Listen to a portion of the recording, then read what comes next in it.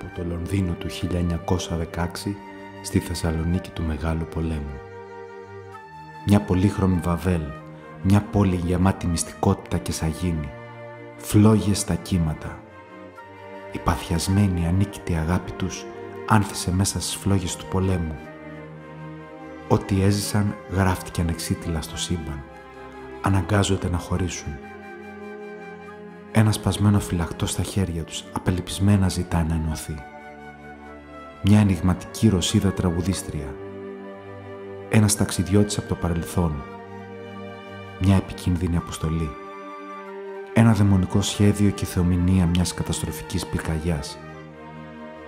Εκείνη την πρωτοχρονιά, το πεπρωμένο τους έτρεξε να τους συναντήσει. Φλόγες στα κύματα.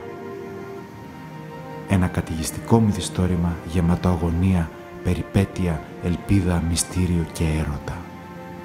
Φλόγες στα κύματα. Το νέο μυθιστόρημα της Κατερίνας Γυφτάκη. Κυκλοφορεί από τις εκδόσεις Χάρτινη Πόλη.